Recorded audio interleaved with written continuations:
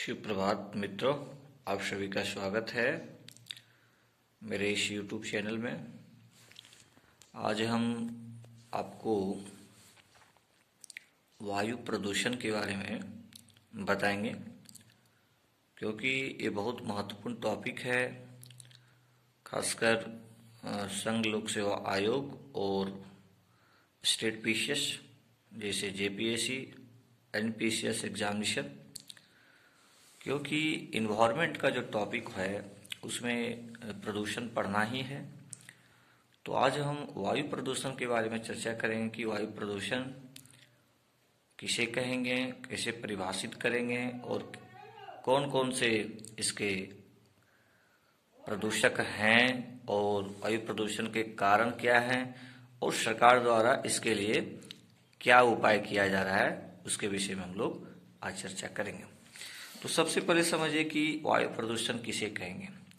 तो जब वायुमंडल में, ठीक है, जब वायुमंडल में एक या अधिक प्रदूषकों की मात्रा इतनी अधिक हो जाए, यानी जब वायुमंडल में एक या अधिक प्रदूषकों की मात्रा इतनी अधिक हो जाए, ठीक है, इससे वायु की गुणवत्ता, यानी इतनी प्रदूषक बढ़ गई जिससे कि वायु की गुणवत्ता में ह्रास हो, यानी वायु की जो क्वालिटी है, गुणवत्ता है, उसमें ह्रास हो, तथा यह जैव समुदाय, जो जीव जंतु का समुदाय है, जो लोग रह रहे हैं, है जीव जंतु रह रहे हैं, उसके समुदाय के लिए हानिकारक हो तो वायु प्रदूषण कहलाता है।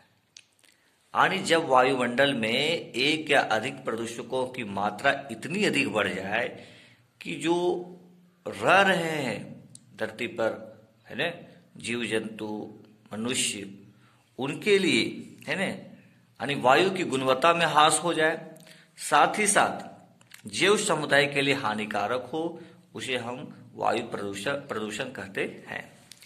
दूसरी महत्वपूर्ण बात है कि उल्लेखनीय है कि वायु प्रदूषण, इससे संबंधित नियम भी आए हैं, कानून भी बने हैं। उसको बोलते हैं प्रदूषण निवारण एवं नियंत्रण अधिनियम 1981। इसको एकदम याद रखिएगा, इस डेट को, इस तिथि को निश्चित रूप से आपको याद करना है और आंसर में लिखना भी है। यानी वायु प्रदूषण, है ना, आपका निवारण एवं नियंत्रण अधिनियम 1981, ठीक है। वायु प्रदूषक को वातावरण में, इसने क्या इसका डिफिनेशन दिया है, वायु प्रदूषक को वातावरण में मौजूद किसी भी ठोस, तरल या गैसीय पदार्थ के रूप में परिभाषित करता है जो मनुष्य या अन्य जीवित प्राणियों या पौधों या संपत्ति या वातावरण के लिए हानिकारक हो सकता है। ये बात बोलता है 1981 का जो नियम आया था। प्रदूषकों का प्रकार भी होता है, यानी पोल्यूटेंट जो होते हैं, प्रदूषक जो होते हैं, वायु प्रदूषक जो होते हैं, उसके प्रकार हैं। तो जैसे आपका प्राथमिक प्रदूषक होते हैं, द्वितीयक प्रदूषक होते हैं। तो सबसे पहले हम लोग प्राथमिक प्रदूषक में की बात करते हैं, जो है प्रदूषक के रूप में दिखता है। ये प्रदूषक प्राकृतिक अथवा मानवीय क्रियाकलापों द्वारा सीधे वायु से निष्कासित होते हैं, यानी ये प्राकृतिक और मानवीय क्रियाकलापों के द्वारा वायु में निष्कासित होते। उदाहरण के ईंधन जलाने से, मान लीजिए हम कोई चीज का ईंधन जलाते हैं तो निकलने वाले सल्फर डाइऑक्साइड, नाइट्रोजन के oxide, carbon dioxide, carbon monoxide, विविध हाइड्रोकार्बन तथा कणिकाएं, ये सब क्या है कि मानवीय अपने क्रियाकलापों से इस तरह के इससे निकलते हैं जो वायुमंडल में, वायु में मिल जाते हैं। द्वितीय प्रदूषक है जैसे सूर्य के विद्युत चुंबकीय विकिरणों के प्रभाव के कारण प्राथमिक प्रदूषकों तथा सामान्य वायुमंडलीय यौगिकों के बीच रासायनिक अभिक्रियाओं के परिणामस्वरूप द्वितीय प्रदूषकों का निर्माण होता है। यानी द्वितीय प्रदूषकों होता है एक प्राकृतिक आपका हो गया, यानी सूर्य से निकलने वाला किरण, वातावरण में जो गैसेज रहते हैं उसके रिएक्शन होता है, रासायनिक अभिक्रिया होता है। और उदाहरण के लिए सल्फर ट्राइऑक्साइड रिएक्शन करके क्या बन गया, सल्फर ट्राइऑक्साइड, सल्फ्यूरिक अम्ल, पैरा एक्सिलिक नाइट्रेट तथा नाइट्रिक अम्ल, ये सब आपका रिएक्शन करके बन गया। तो ये आपका हो गया द्वितीय प्रदूषक। यानी प्राथमिक प्रदूषक के साथ के रिएक्शन करने के बाद द्वितीय प्रदूषक बन गए।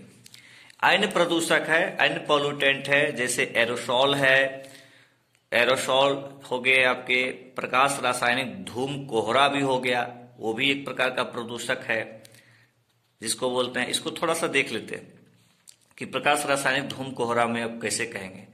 यह सब फॉग और स्मोक के मिलने से बना है। क्या चीज बना है? फॉग और स्मोक के मिलने से बना है।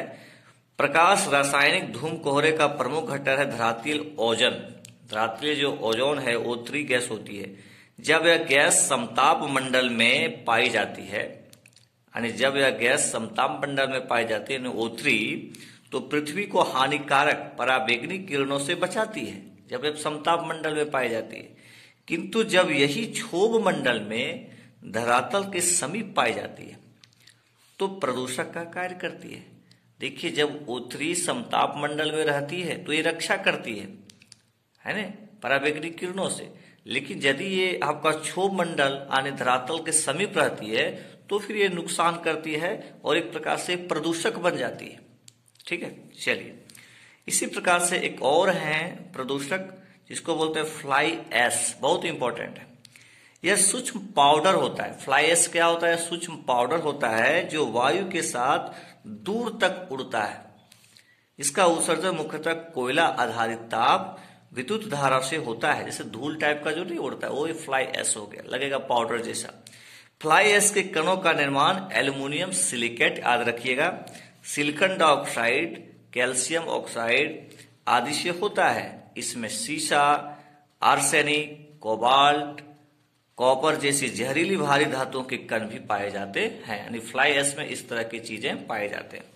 इसके बाद और प्रदूषक हैं जैसे निलंबित कणकीय पदार्थ। इसमें क्या है?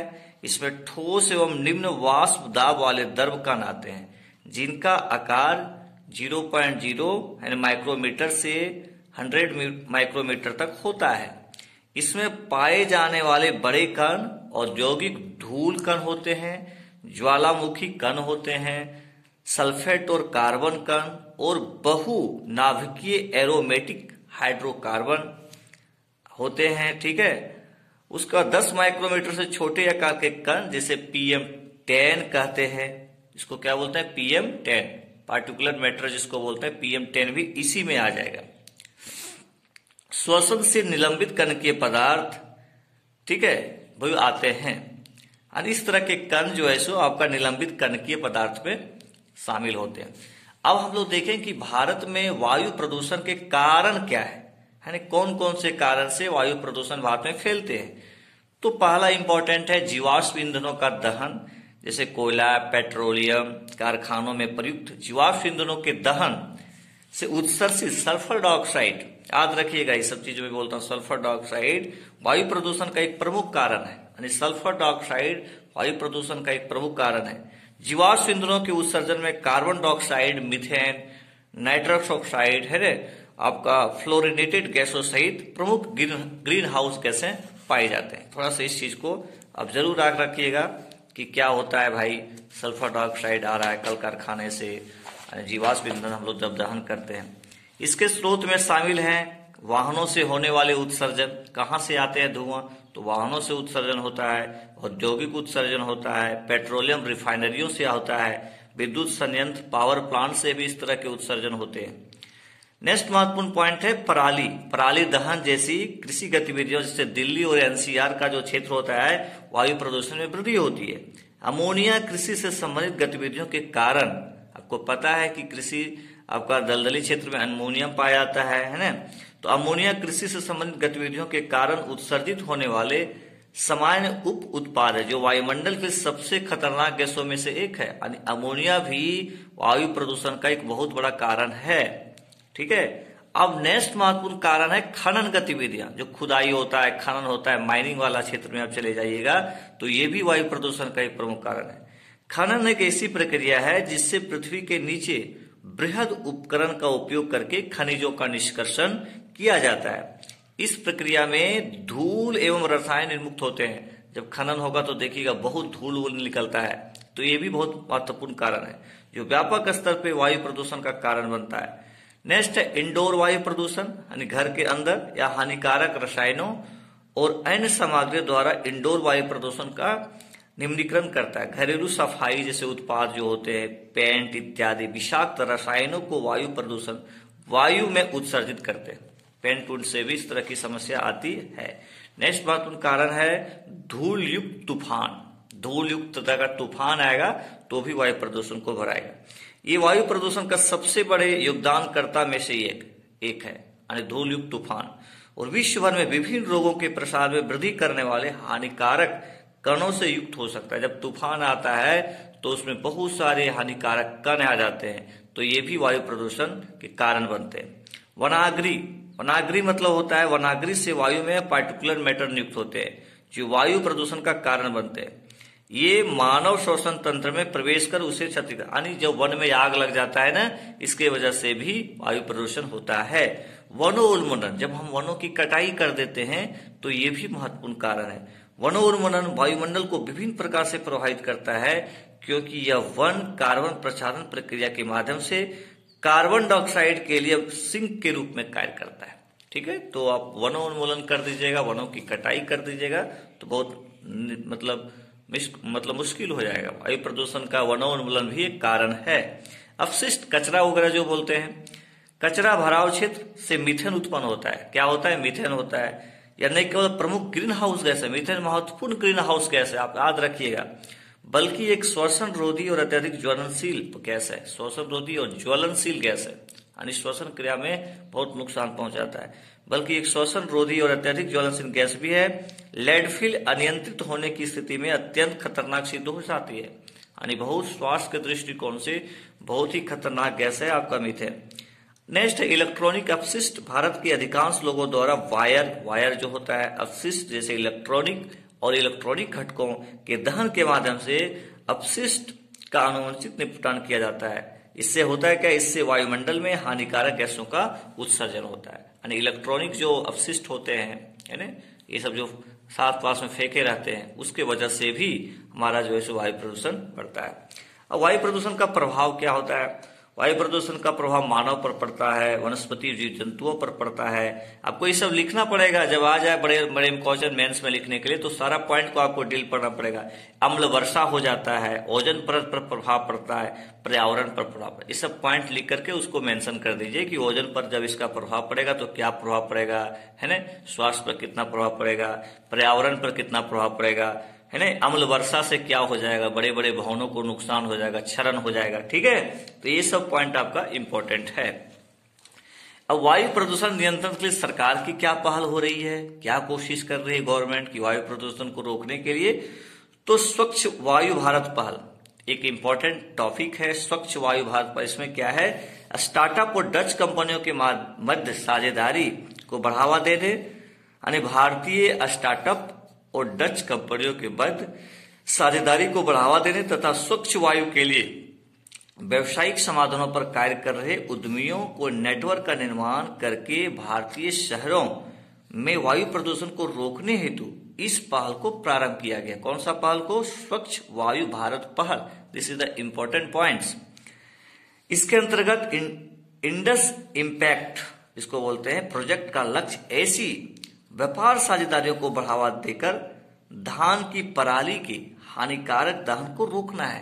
यानी धान की जो पराली जो जलाया जाता है दिल्ली एनसीआर क्षेत्र में, उसको रोकना है, जिससे पराली को अपसाइकिल अर्थात पुनर्प्रयोग करके उन्नत उत्पादों का निर्माण, यानी पराली का ऐसा उसका किया जाएगा, उसका उपयोग ऐसा किया जाएगा, उसको जलाने की कोई आवश्यकता नहीं है, यानी अपसाइक्लिंग कर दिया जाएगा। नेक्स्ट महत्वपूर्ण पॉइंट है ताप विद्युत संयंत्रों द्वारा कार्बन उत्सर्जन को रोकने के लिए प्रयास। पर्यावरण, वन और जलवायु परिवर्तन मंत्रालय द्वारा दिसंबर 2015 में अधिसूचित पर्यावरण मापदंडों के इन संयंत्रों को PM10 SO2 नाइट्रोजन ऑक्साइड के उत्सर्जन को कम करने के लिए निर्देश दिया गया कि आप जो है सो इस तरह के प्रतिष्ठानों में आप इसका कम उत्सर्जन करवाइए।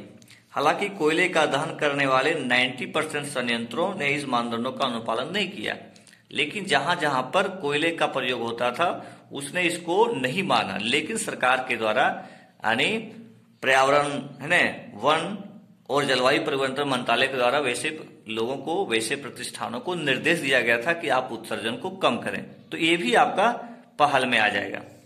इसी प्रकार से पेटकोक और फर्नेस ऑयल पर प्रतिबंध, बहुत इंपॉर्टेंट पॉइंट है, ये सब आपको पॉइंट लिखने में बहुत महत्वपूर्ण होगा मेंस की परीक्षा में। हाल ही में सर्वोच्च न्यायालय ने हरियाणा, राजस्थान, उत्तर प्रदेश में फर्नेस ऑयल और पेटकोक के उपयोग पर प्रतिबंध लगा दिया।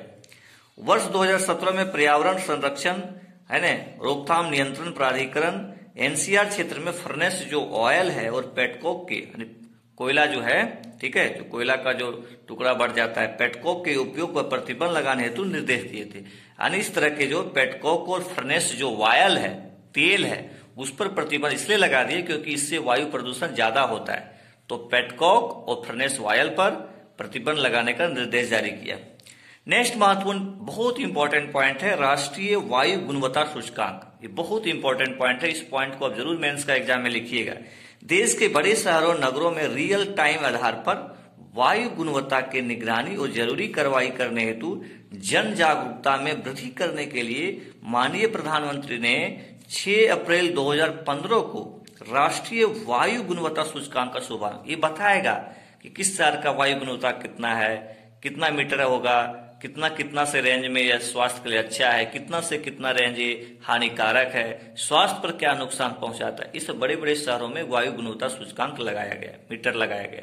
वो बताएगा कि अभी ये वायु का गुणवत्ता कितना है, कितना सही है, कितना नुकसान हो सकता है। तो इससे क्या होता है कि लोग जागरूक रहेंगे, वो प्रयास करेंगे कि हम बाइक का प्रयोग नहीं करें, धुआं देने वाला गाड़ी का प्रयोग नहीं करें, ताकि शहर का जो वायु हो वो स्वच्छ हो, शुद्ध हो, ठीक है। तो ये राष्ट्रीय वायु गुणवत्ता सूचकांक भी बहुत महत्वपूर्ण पहल है, इस पर हम विशेष बात करेंगे। तो जैसे वायु गुणवत्ता सूचकांक क्या है, देखिए AQI जिसको बोलते हैं। तो AQI जो रेंज आता है उसमें किसको अच्छा बोलेंगे, किसको खराब बोलेंगे, थोड़ा सा ध्यान लीजिए। AQI यदि 0 से 50 रहता है तो न्यूनतम प्रभाव, इससे बहुत ज्यादा स्वास्थ्य को नुकसान नहीं पड़ेगा, ठीक है। 51 से 100 है तो ये संतोषजनक है। यानी संवेदनशील लोगों को, जो संवेदनशील लोग हैं, जैसे मतलब बुजुर्ग हैं, जब बीमारी से ग्रसित हैं, उनको स्वास्थ्य संबंधी परेशानी हो सकता है। जैसे 101 से 200 तक यदि AQI रेंज आ गया वायु गुणवत्ता में, तो सामान्य रूप से प्रदूषित है। जिन लोगों को फेफड़े संबंधी बीमारी है, जैसे अस्थमा जो है, उन्हें स्वास्थ्य संबंधी परेशानी हो सकती है। यदि आपकी शहर की वायु गुणवत्ता 101 से 200 का रेंज में रहता है तो ये परेशानी हो सकता है। हृदय संबंधी बीमारी से पीड़ित लोगों को, जो हृदय संबंधी जो परेशानी से पीड़ित हैं, तो उनको परेशानी हो सकती है। बच्चों और बूढ़ों को सामान्य परेशानी हो सकती है। यानी यदि आपका वायु गुणवत्ता सूचकांक यानी AQI जो रेंज 101 से लेकर 200 तक रहता है तो बहुत ज्यादा समस्या हो सकता है। बच्चों को भी हो सकता है, बूढ़ों को हो सकता है, जिनको जो है सो बीमारी है, ठीक है, जैसे स्वास्थ्य संबंधी परेशानी है, हृदय संबंधी परेशानी है, तो उनको ये समस्या ज्यादा हो सकता है। 201 से 300 के बीच यदि AQI रहता है रेंज में तो ये खराब है। लंबे समय तक संपर्क में रहने से स्वास्थ्य संबंधी परेशानी हो सकती है। हृदय संबंधी बीमारियों से पीड़ित लोगों को परेशानी हो सकती है। यदि रेंज 201 से लेकर आपका 300 का रहता है तो ये खराब माना जाता है। 301 से लेकर 400 के बीच में रहता है तो बहुत खराब है। इसमें यदि आप रहिएगा तो आपको बहुत ज्यादा नुकसान हो सकता है। फेफड़े और हृदय संबंधी बीमारियों से पीड़ित लोगों पर गंभीर प्रभाव पड़ सकता है। यानी फेफड़ा और हृदय से संबंधित यदि कोई बीमारी से ग्रसित है, यदि आपके शहर का वायु गुणवत्ता 301 से 400 के बीच में है तो इसमें बहुत बुरा प्रभाव पड़ सकता है। 401 से लेकर 500 तक यदि है रेंज में तो ये गंभीर प्रभाव पड़ेगा। स्वस्थ लोग, आप स्वस्थ भी हैं तो आप पर भी प्रभाव पड़ जाएगा यदि आपका रेंज 401 से 500 है। स्वस्थ लोगों में भी श्वसन संबंधी परेशानियां हो सकती है। फेफड़े और हृदय संबंधी बीमारियों से पीड़ित लोगों पर गंभीर प्रभाव पड़ सकता है। हल्की शारीरिक मेहनत के दौरान भी स्वास्थ्य पर कुप्रभाव पड़ सकता है। यानी यदि आपका वायु गुणवत्ता सूचकांक में रेंज 401 से लेकर के 500 के बीच रहता है तो गंभीर प्रभाव पड़ता है। अब थोड़ा सा इसको याद रखिएगा कि 8 जो प्रदूषक हैं वो उसमें कौन कौन चीज आते हैं, थोड़ा सा ध्यान रखिएगा। PM10 जिसको बोलते हैं पार्टिकुलेट मैटर, PM2 ये भी पार्टिकुलेट मैटर है लेकिन PM2 है।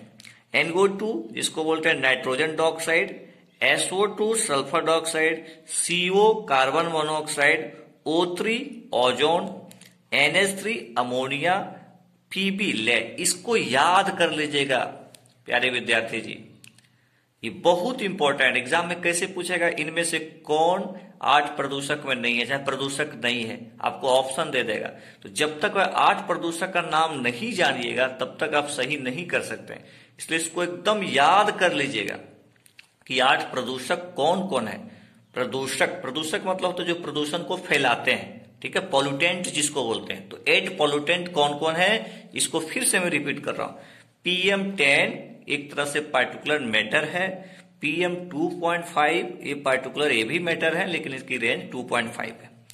NO2 nitrogen dioxide, SO2 sulphur dioxide, सब आप कॉपी में लिख लीजिएगा, sulphur dioxide, CO carbon monoxide, O3 ozone, NH3 ammonia, PB lead. देखिए तो इस तरह का बहुत इंपॉर्टेंट ये है, इसको आप याद रखिएगा। जैसे बहुत तरह का और भी कदम उठाया गया वायु प्रदूषण को रोकने के लिए, जैसे BS6 लागू किया गया कि इसको लागू किया जाएगा ताकि धुआं ज्यादा देने वाला गाड़ी पर रोक लगाया जा सके, ठीक है। तो इस तरह से जो है प्रधानमंत्री जी आपका जो है प्रधानमंत्री उज्ज्वला योजना, ये भी रसोई घर में जो धुआं फेंकता था, चाहे वो कोयला जला रहे, तो उस पर थोड़ा सा रुका है, जो भी वायु प्रदूषण को कम करने का प्रयास है। तो इस पॉइंट को भी आप लग सकते हैं। आने वर्ष 2017 तक BS4 का सार्वत्रिकीकरण, 1 अप्रैल 2020 तक BS5 से सीधे BS6 ईंधन के मानकों को अपनाना है। ये बहुत इंपॉर्टेंट पॉइंट है, यानी BS6 लागू करने की बात कही गई है। अब आपको गाड़ी BS6 लेना है, ठीक है, ताकि जो है सो वायु गुणवत्ता बना रहे। उसके बाद इंडोर प्रदूषण को रोकने के लिए प्रधानमंत्री ने उज्ज्वला योजना के तहत रसोई ईंधन पर सब्सिडी प्रदान की कि आप जो है सो गैस से उपयोग कीजिए। आप वो पुराने जो कोयला वोयला जलाते थे उससे क्या होता था, प्रदूषण होता था। नेशनल ग्रीन ट्रिब्यूनल जो है, ठीक है, ये आपका NGT जो होता है, जो पराली दहन से संलग्न किसानों पर उनके खेतों के आकार पर जुर्माना लगाने का प्रावधान किया। मतलब जैसे कोई किसान है जो पराली जलाने का काम करते हैं, वैसे किसानों पर जुर्माना लगाया जाए। ये आपका जो है सो नेशनल ग्रीन ट्रिब्यूनल जो है NGT है, जो देखने का काम करता है आपका प्रदूषण से संबंधित। तो उसने इस प्रकार का आरोपित किया ताकि किसान डरे और पराली को न जलाए। तो आज हम लोग वायु प्रदूषण के बारे में डिस्कशन किए। आप सभी इसको ध्यान से देखिएगा, अपना नोट्स भी बना लीजिएगा क्योंकि बहुत इंपॉर्टेंट टॉपिक है। फिर हम लोग नेक्स्ट टॉपिक आगे चर्चा करें। धन्यवाद।